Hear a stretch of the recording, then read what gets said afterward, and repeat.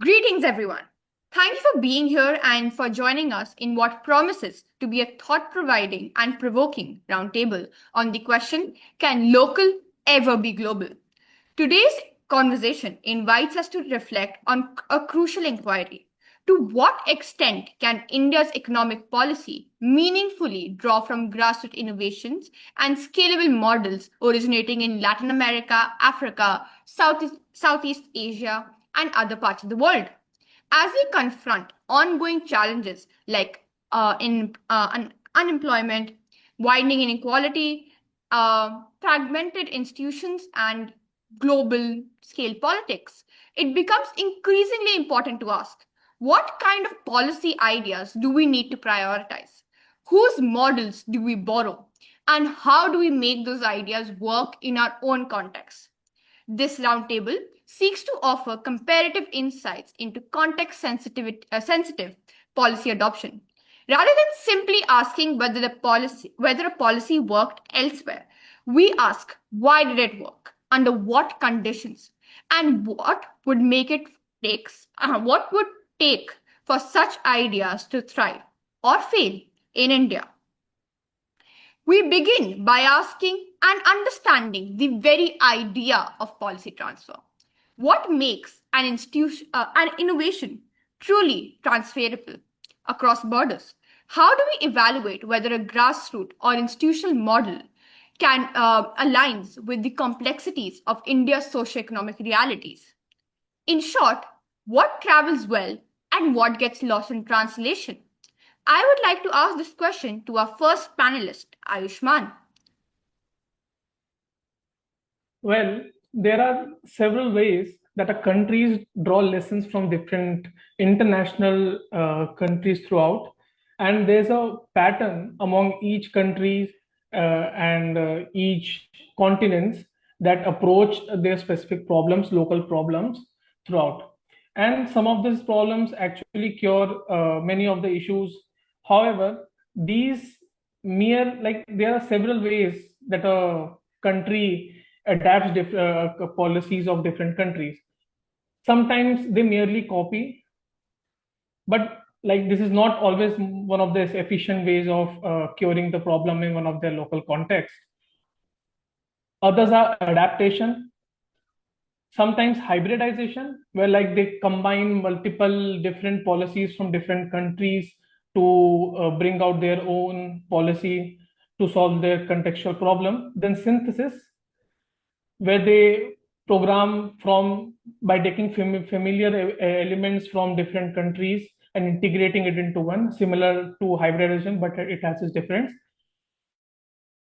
And the last is inspiration, where they inspire from their motive and where they inspire from what approach they are taking towards such problem, and they formulate their own policy according to the contextual context, and then solve the problem.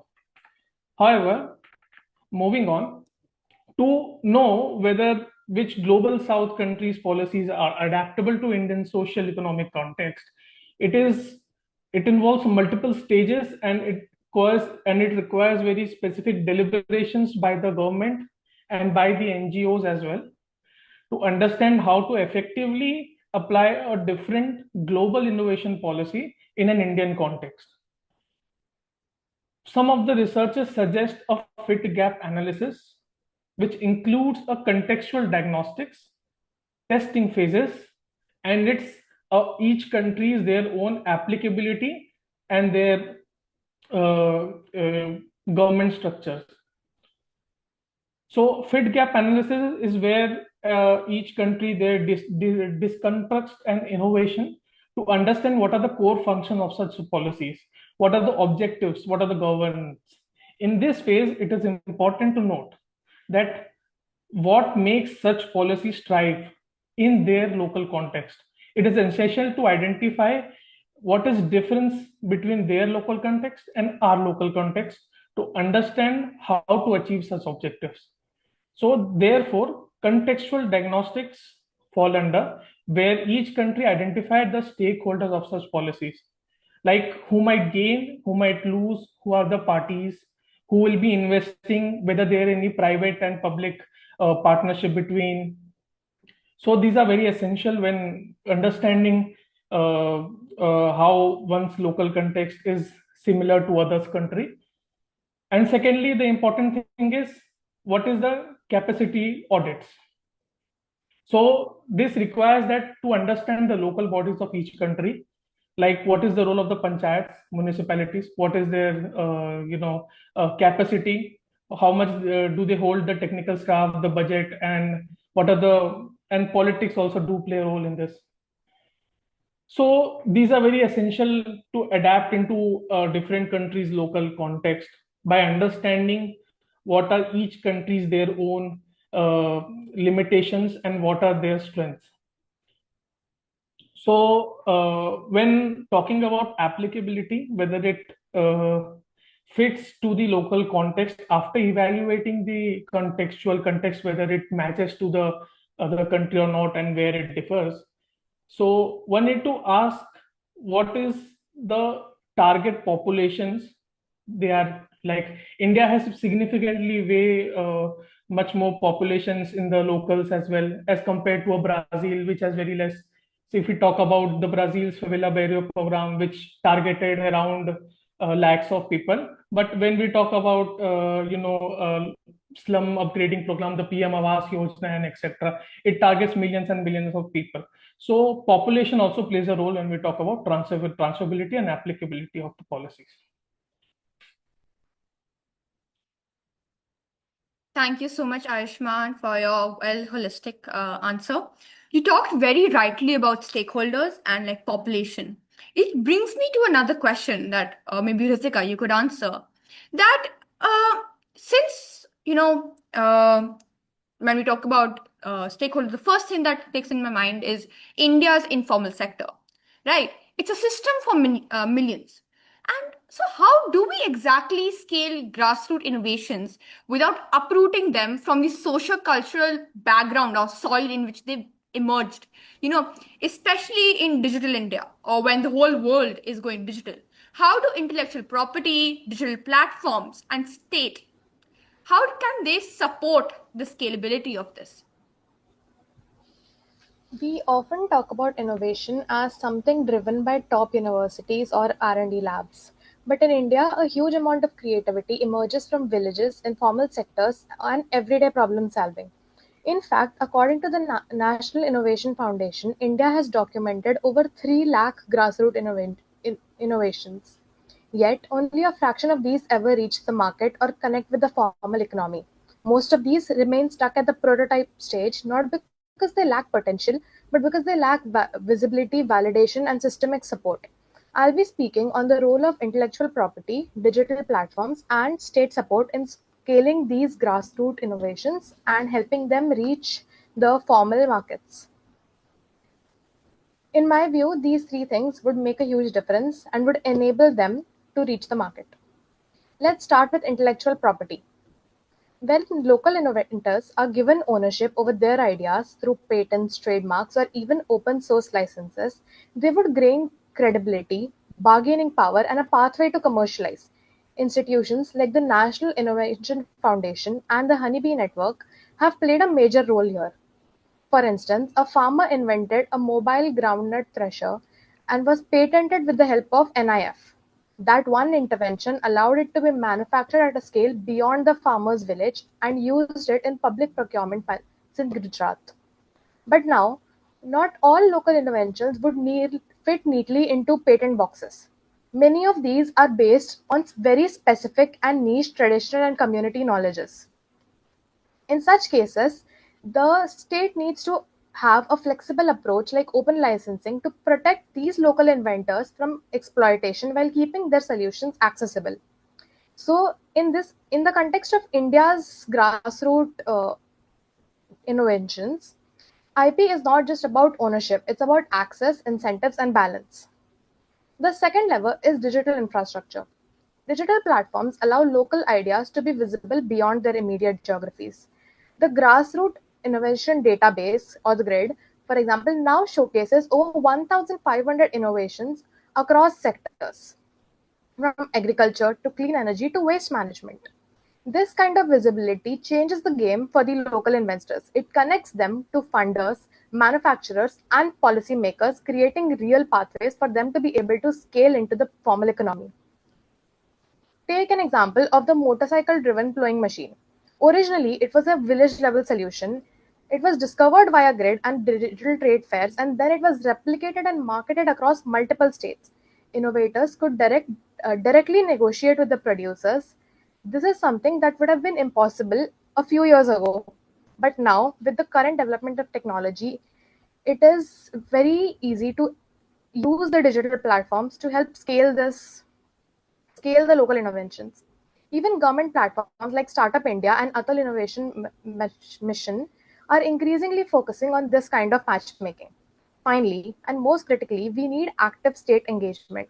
State support can come in many forms, be it funding, grants, incubators and technical supports, innovation challenges, and procurement pathways where the state itself becomes the customer. During the pandemic, states like Kerala and Gujarat held virtual innovation drives and provided platforms for rural inventors to present their work. In Gujarat, again, we see the groundnut thresher being supported not just as an invention but as a viable state level solution. The real differentiation here is that states are not just acting as regulators, but they are acting as champions and facilitators. They are creating a space for grassroots innovations to evolve, get tested, and ultimately become a part of the national solutions. Of course, there are limitations. Many innovators will struggle to refine their products, navigate this new IP system, or access the markets. And collective or women-led innovations, especially from tribal or marginalized groups, would often lack sustained support beyond the pilot stage. But if we want true grass-level innovation to shape India's development, we need to stop treating it as a footnote and start recognizing that it is central to our economic strategy. Intellectual property would give local inventors recognition and control. Digital platforms will give them accessibility and visibility. And state support will provide them the resources, networks, and legitimacy to scale. But these three levers will only work when they are together, when policy aligns and the ecosystems are inclusive. And innovation is not just top down, but also bottom up. India's strength lies in its diversity, so it should also include that in its innovation economy. The goal here is not to force these rural inventors into the urban system, but to let the local ingenuity shape the future on its own terms with support, not substitution. If we get this right, we don't just empower inventors, we build a more resilient, inclusive, and globally relevant economy. Thank you, Hrithika, for your views. As you very rightly mentioned, India's strength lies in its diversity. This brings me to another question. Are we misreading employment data due to limited understanding of India's socioeconomic context? Is there any parameter or any stakeholder that we should now consider in the ever-evolving and dynamic context? Ayushmaan, what are your thoughts on this? Yes, I would say definitely we are misreading the unemployment data of India.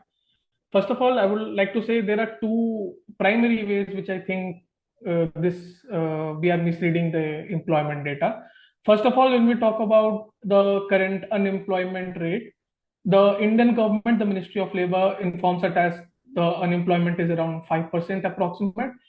But however, there's a private company which is sufficiently reputable, and it informs that the current unemployment rate is around 7 to 8%, and it moves on. It is always high as compared to the government's unemployment rate, and this has caused many political conflicts and all between the current ruling party and the opposition party.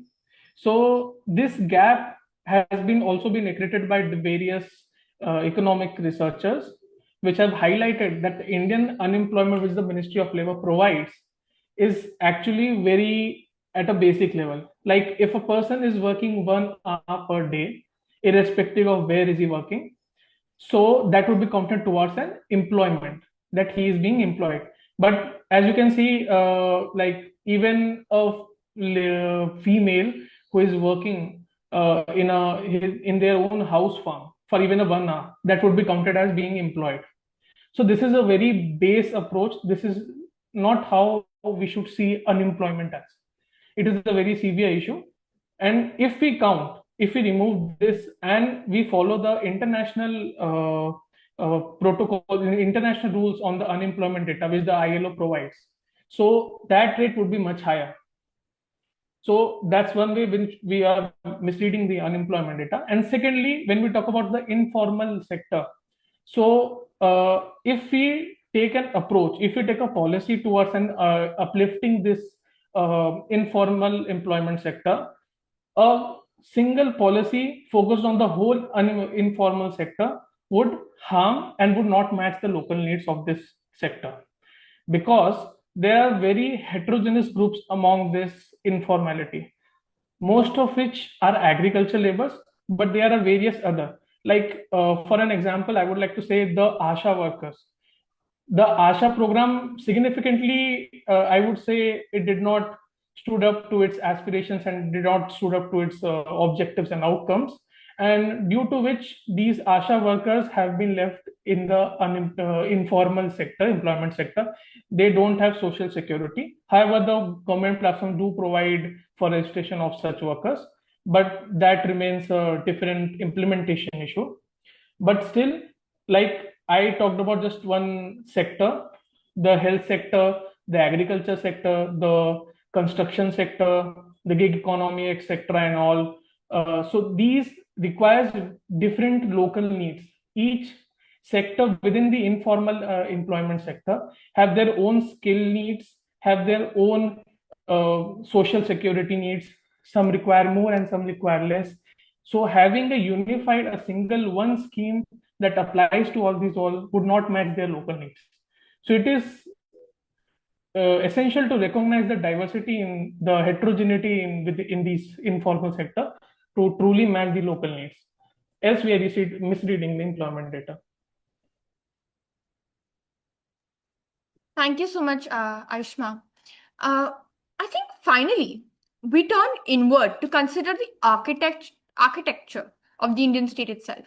From both of your pointers the pointers that you brought to the table today, I believe it's time to reflect inward. For the local to become global, what kind of state capacity do we need? What kind of responsibility, what kind of coordination do we require? Hrithika, I'd like to pose this question to you.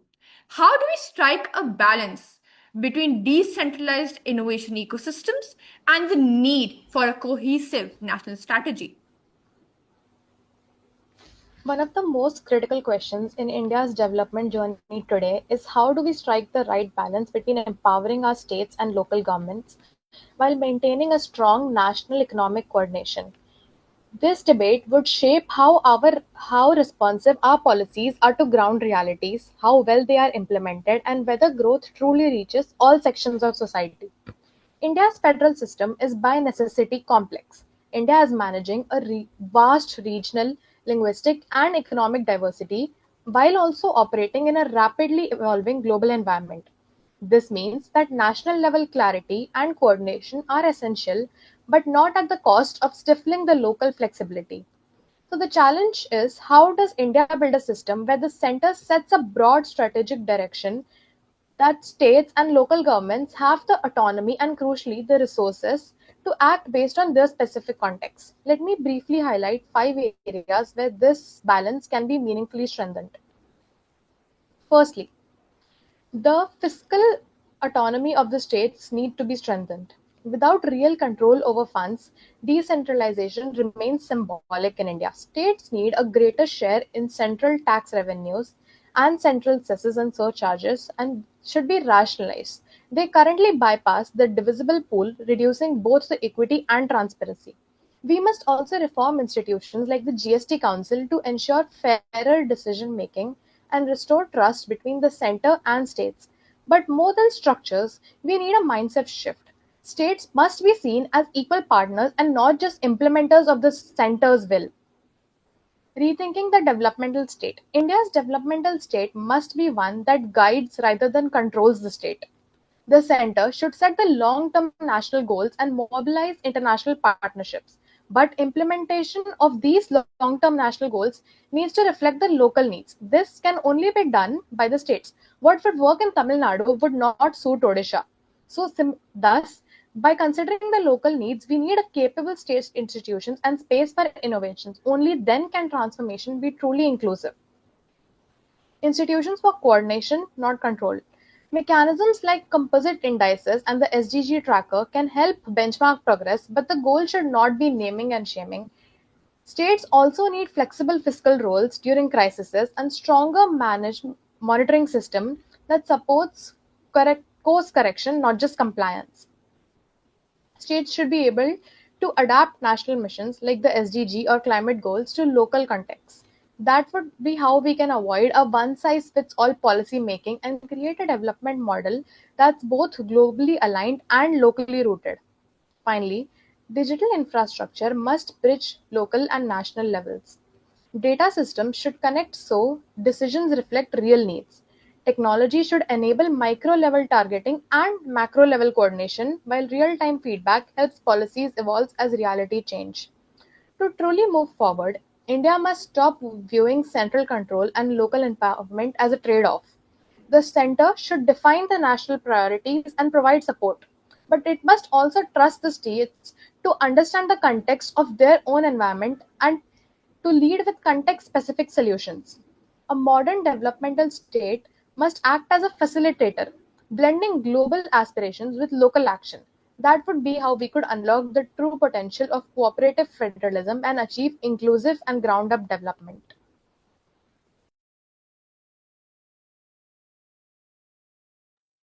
Thank you to both of the panelists for their insights. As we come to an end of today's roundtable, one thing is clear. The future of economic policy making in India cannot be built on borrowed templates alone, nor should it be. Instead, we must learn to read innovations not as static models, but as living responses to specific social, economic, and institutional conditions. Throughout our discussion, we've explored how context matters, not just shaping what policies are possible, but in determining what success actually looks like. We've questioned the assumption that grassroots innovations can simply be scaled without attention to power, place, or history. And we've challenged ourselves to think beyond the state as merely an implementer, to envision it as an active partner in cultivating and coordinating decentralized, context aware solutions. Importantly, today's conversation wasn't about romanticizing the local or rejecting the global. It was about expanding the horizons of what counts as expertise and where knowledge can come from. It was about looking laterally across the global south, not just vertically to the global north, for insight, solidarity, and shared innovation. The road ahead is not about copying and pasting models from elsewhere, but about translating and transforming them with care, imagination, and accountability. And perhaps most critically, it's about asking who gets to design, adapt, and benefit from these policies. Thank you for your thoughtful engagement. Let's carry forward this conversation in our classroom, our policy labs, our institution, and most importantly, in the communities we aim to serve.